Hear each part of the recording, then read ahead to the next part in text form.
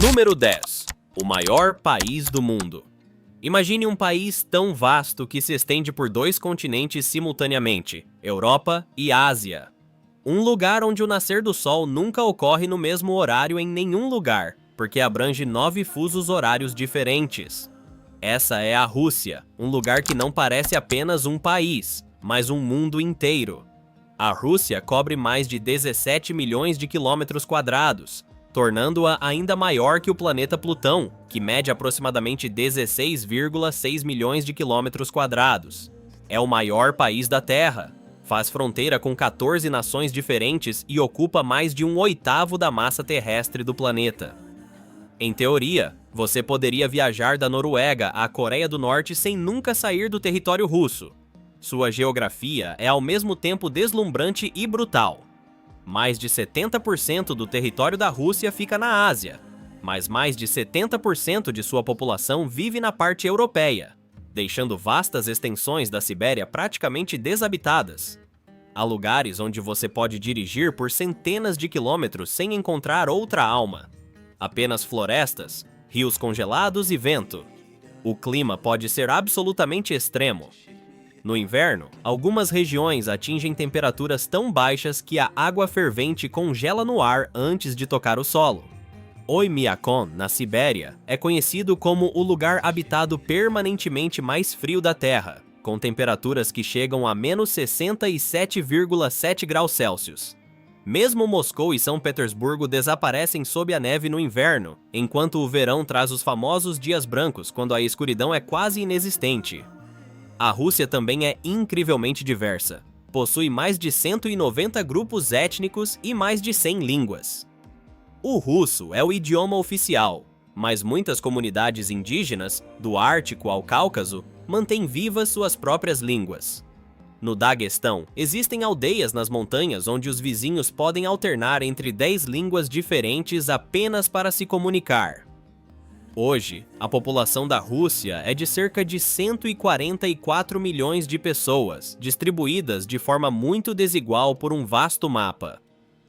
Cidades modernas e metrôs no oeste, gelo, silêncio e vastas distâncias no leste.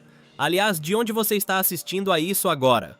Como está o tempo aí onde você mora? Conte para a gente nos comentários, vamos ver quem está assistindo do lugar mais quente da Terra. Número 9. Os últimos nômades das renas, bem acima do Círculo Polar Ártico, onde a tundra se estende infinitamente e o inverno engole o horizonte. Vivem os Nenets, um dos últimos povos verdadeiramente nômades da Terra. Seu lar é a península de Yamal, no noroeste da Sibéria. Um lugar tão remoto que o próprio nome Yamal significa literalmente o fim do mundo em sua língua. Aqui, as temperaturas podem despencar para 50 graus Celsius negativos e a luz do dia às vezes dura apenas algumas horas. A cada ano, famílias inteiras de Nenets, não apenas os pastores, mas todos, migram com seus rebanhos de renas cruzando centenas de quilômetros, às vezes mais de 1000, pela tundra congelada. Eles não lideram os rebanhos, eles os seguem. As renas decidem quando é hora de se mover, e os Nenets simplesmente se adaptam. Eles armam suas tendas, carregam seus trenós e desmontam suas casas repetidamente ao longo de antigas rotas percorridas por seus ancestrais durante séculos. Suas vidas giram em torno das renas. Elas são seu alimento, seu transporte, suas roupas e seu abrigo. Até mesmo as varas e as peles de suas tendas cônicas, chamadas chums, vêm do mesmo animal. As crianças aprendem a andar de trenó antes mesmo de aprenderem a andar.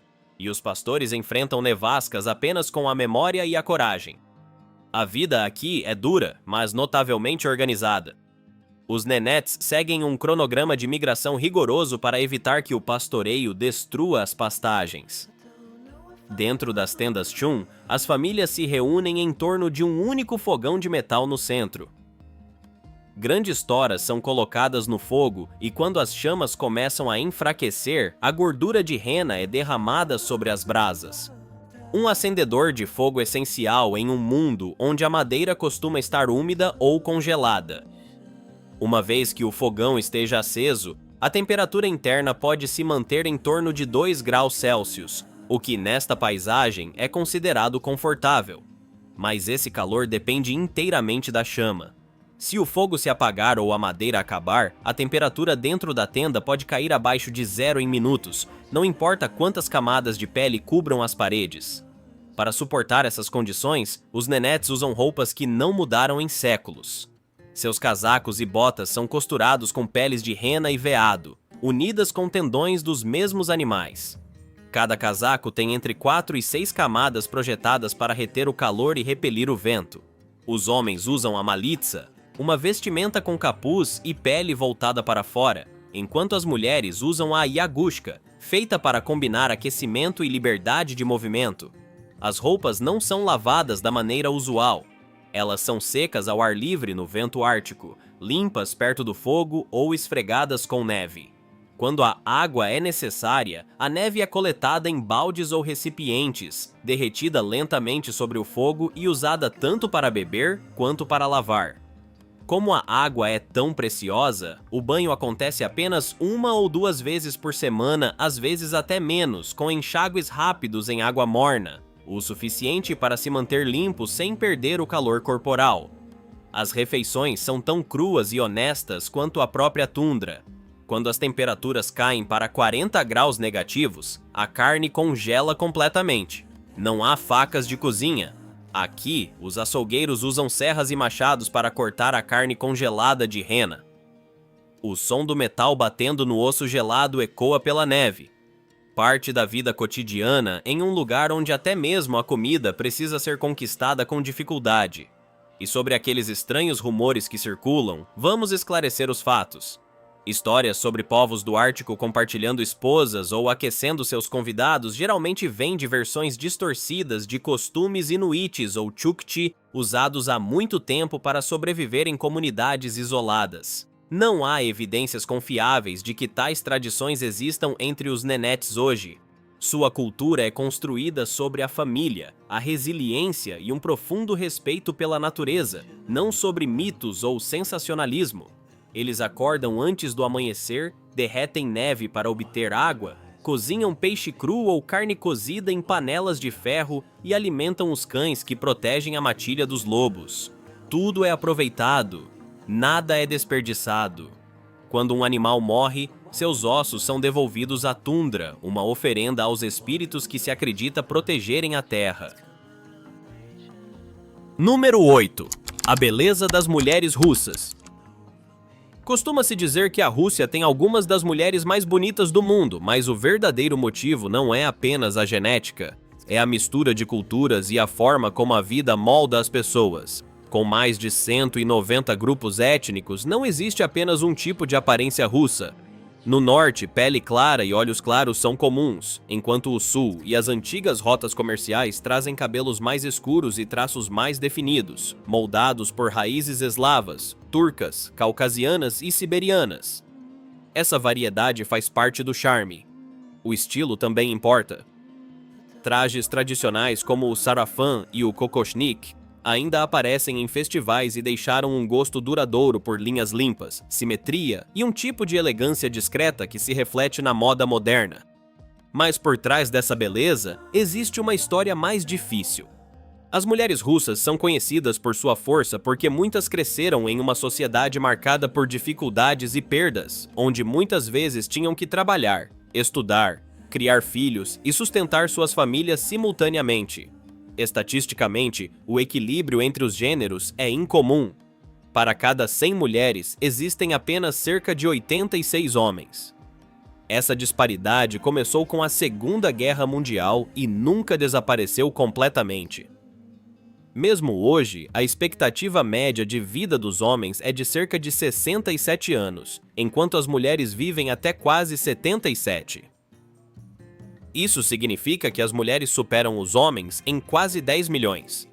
Em muitas regiões, especialmente nas áreas rurais, o número de mulheres solteiras supera em muito o de homens solteiros. Ultimamente, as mulheres também têm sido envolvidas em debates nacionais sobre a queda da taxa de natalidade, onde ter filhos às vezes é retratado como um ato patriótico.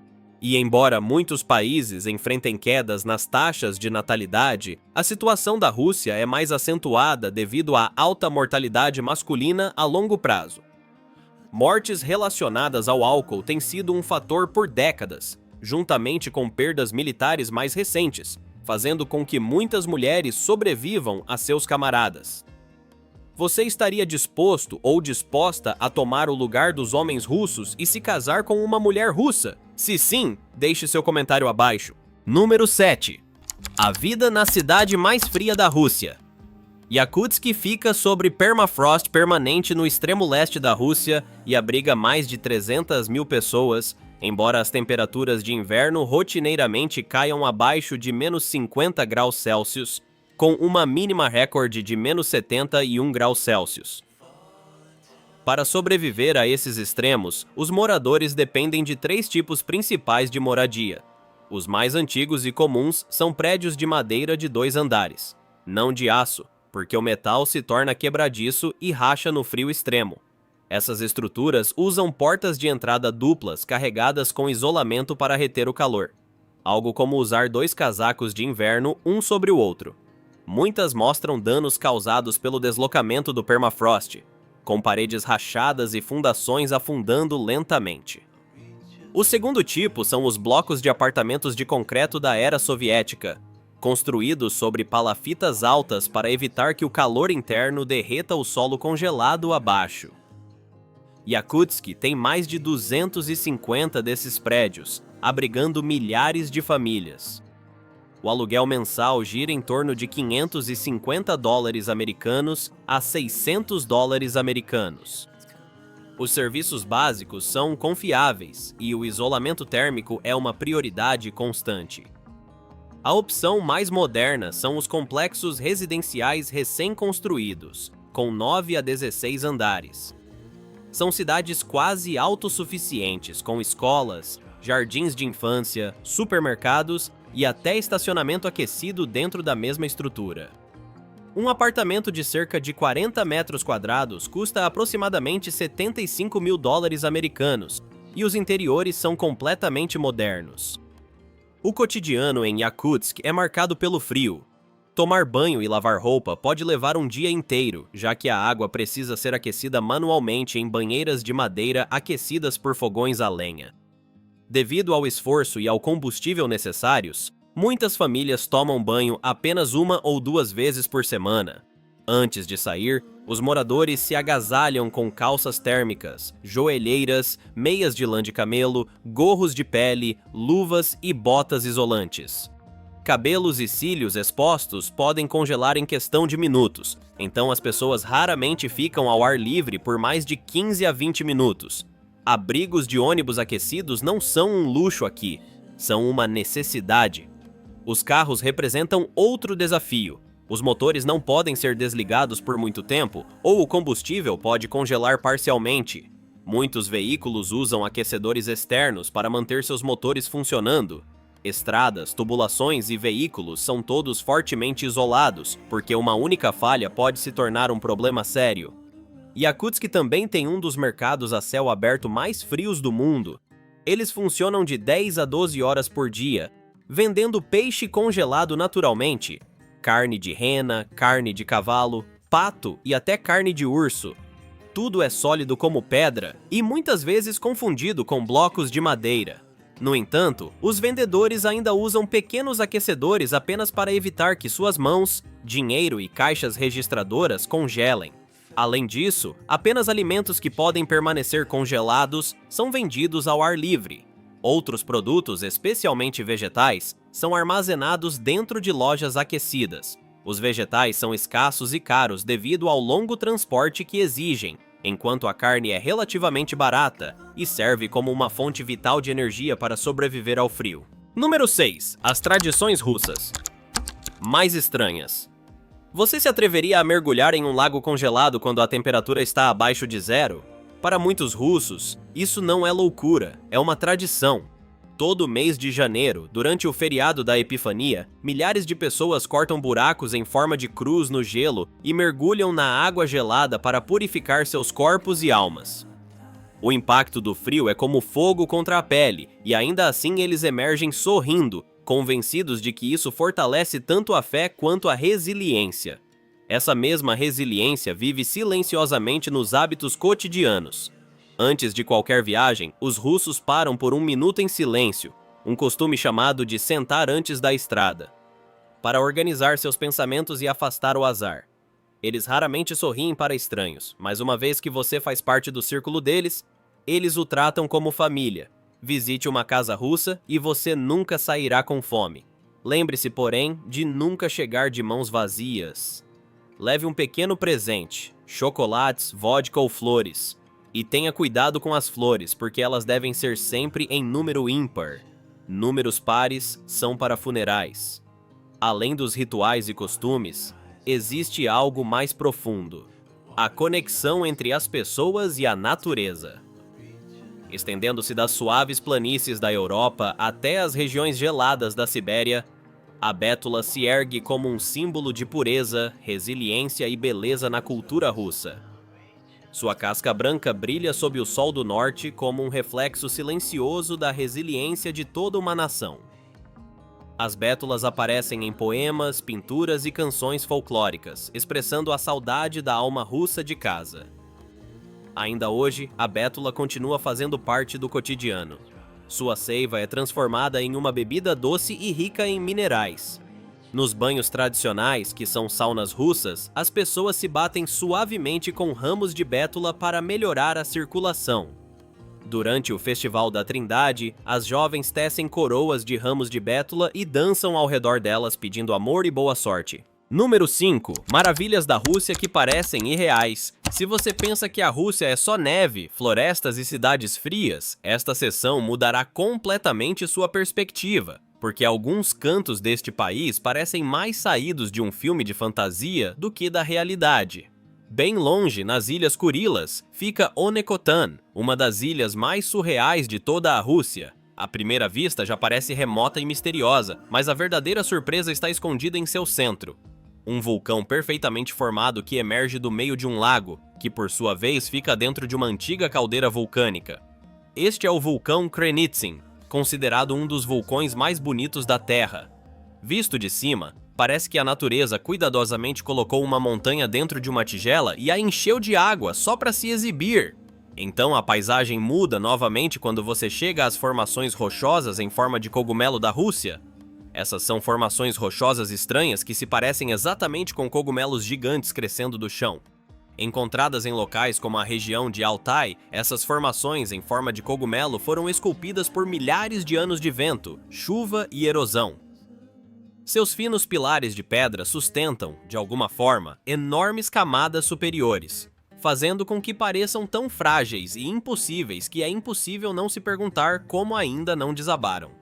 E se você se interessa por lugares com uma atmosfera mais misteriosa, o Vale dos Fantasmas, na Crimeia, pode ser o mais estranho de todos.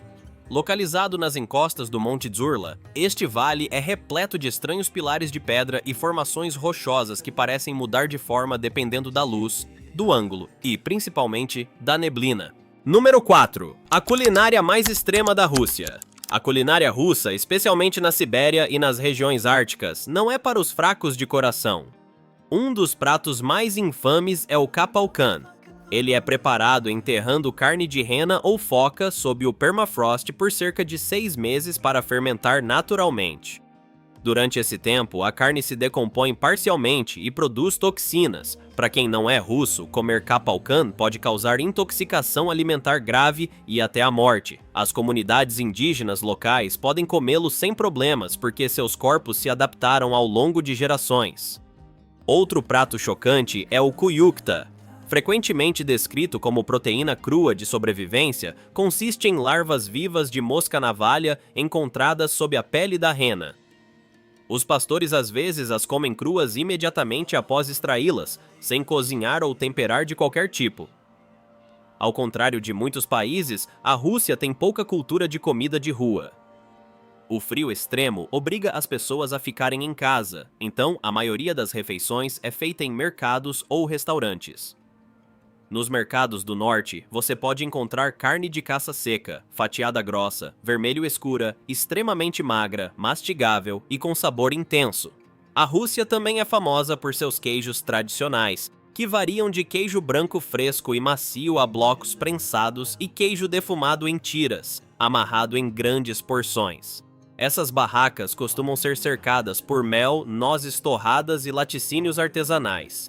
As linguiças russas são igualmente impressionantes, grossas, douradas, amarradas em laços, penduradas ao lado de pernes de cordeiro defumados e vendidas em fatias em vez de inteiras. Para beber, os russos costumam consumir moros, uma bebida não gaseificada feita de frutas silvestres, e kvass, uma bebida levemente fermentada feita de pão de centeio escuro com um sabor levemente azedo.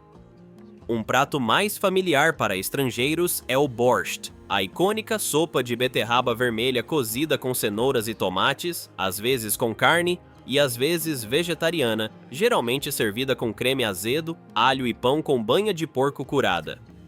O prato mais extremo de todos é o kiviak, uma comida tradicional do Ártico.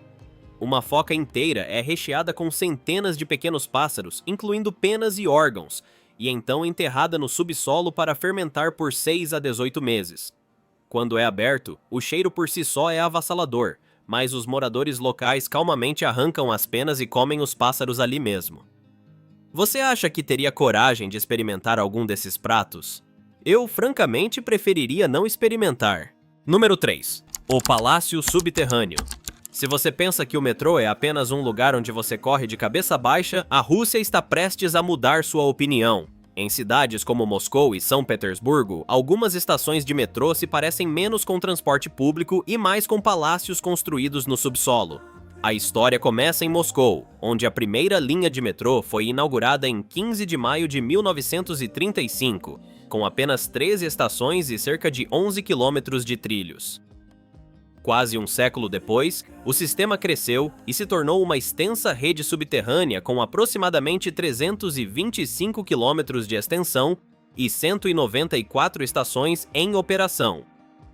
Esse crescimento é importante porque explica por que o metrô de Moscou não é apenas uma coleção de estações bonitas. É uma verdadeira máquina que movimenta a cidade todos os dias e, ao mesmo tempo, parece digna da realeza. Você verá colunas de mármore, lustres como os de um salão de baile, tetos de mosaico, vitrais, estátuas e murais da era soviética que transformam seu trajeto diário em uma aula de história. O metrô não foi projetado para ser básico, foi projetado para ser grandioso. Em São Petersburgo, a atmosfera muda. Como a cidade é construída sobre um solo macio e encharcado, o metrô muitas vezes corre mais fundo do que a maioria dos sistemas ao redor do mundo. Descer lá é como entrar em um mundo oculto. Longas escadas rolantes, ar mais fresco e de repente um salão que lembra o corredor de um palácio. Se olharmos além do metrô, percebemos que a obsessão da Rússia por ferrovias vai muito além do metrô. O país também se orgulha da ferrovia Transiberiana, a linha ferroviária contínua mais longa do mundo, estendendo-se por aproximadamente 9.289 quilômetros por quase todo o território nacional. Se o metrô da sua cidade fosse assim, você ainda reclamaria do seu trajeto diário? Número 2. A feira de rua de fim de semana. Você já foi a uma feira de rua de verdade daquelas autênticas? Elas ainda são comuns na Rússia e parecem um museu vivo. Aos fins de semana, sábados e domingos, pessoas de vilarejos próximos chegam de carro, abrem os porta-malas e descarregam tudo diretamente no chão. Às vezes sobre um pedaço de pano ou couro, às vezes simplesmente sobre a terra nua. Não há barracas ou prateleiras sofisticadas. Você encontrará cintos, facas, colheres, ferramentas e coleções inteiras de relíquias da era soviética e da Segunda Guerra Mundial espalhadas lado a lado. Martelos antigos, machados, chaves inglesas, xícaras de esmalte, relógios mecânicos, televisores antigos, selins de bicicleta com décadas de uso, moedas, condecorações militares, sinos de bronze e todo tipo de antiguidades estão por toda parte. O âmbar é especialmente comum, vendido em peças brutas ou em pulseiras simples. As roupas e os calçados recebem tratamento semelhante. Não são pendurados cuidadosamente, mas empilhados como em uma feira de rua, só que esta parece muito mais autêntica e intimista. Há até uma área separada apenas para roupas e bolsas, dispostas diretamente no chão empoeirado, então os compradores precisam ter cuidado ao pegar as coisas. Outras seções se concentram em eletrônicos, relógios antigos, bonecas, sapatos de couro e livros. Faça chuva ou faça sol, os livros ficam expostos, às vezes se molhando, sem ninguém com pressa para cobri-los ou organizá-los. Os vendedores não parecem nem um pouco estressados. Muitos são aposentados, alguns já com mais de 80 anos. Para eles, vender é secundário. Vir ao mercado é uma atividade social, uma chance de conversar, observar e se manter conectado com o mundo.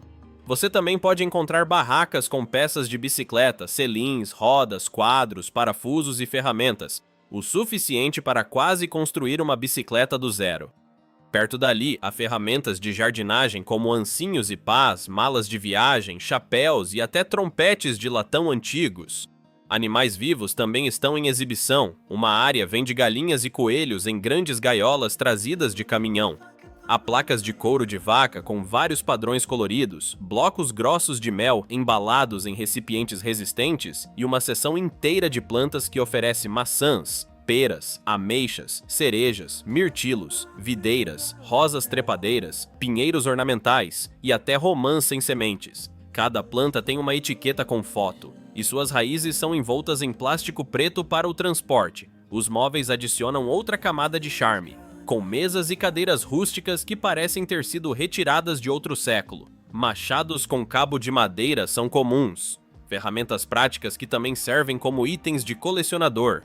Algumas partes do mercado são mais permanentes, com barracas cobertas que vendem cebolas, alho, gengibre e flores frescas. Há até seções com lojas de verdade que fecham no final do dia, em vez de guardar tudo de volta nos carros. Número 1. O custo de vida na Rússia. O custo de vida na Rússia pode ser uma grata surpresa, especialmente fora das grandes cidades. Em Moscou e São Petersburgo, o aluguel mensal de um apartamento modesto de um quarto gira em torno de $700 americanos a $1.000 americanos, enquanto em cidades do interior geralmente cai para $300 americanos a $500 americanos. As contas básicas, como aquecimento, eletricidade, água e gás, costumam custar entre $80 americanos e $120 americanos por mês. A alimentação é onde a Rússia realmente se mostra acessível. Uma refeição simples em um café local custa entre $6 americanos e $10 americanos, e uma refeição completa em um restaurante raramente ultrapassa $15 americanos a $20 americanos. As compras de supermercado para uma pessoa custam em média de $200 americanos a $300 americanos por mês. O pão costuma custar menos de $1, o leite cerca de $1,20 por litro, os ovos cerca de $2 por dúzia. O transporte também é muito acessível. Uma viagem de metrô ou ônibus geralmente custa entre 50 e 70 centavos de dólar, enquanto um passe mensal de transporte público nas grandes cidades custa em média entre 30 e 40 dólares. A gasolina é mais barata do que nos Estados Unidos, variando de 230 a 270 dólares por galão, embora as longas distâncias e o clima frio aumentem consideravelmente os custos de manutenção dos veículos. Em geral, é possível viver confortavelmente em uma área espaçosa sem precisar ganhar muito dinheiro.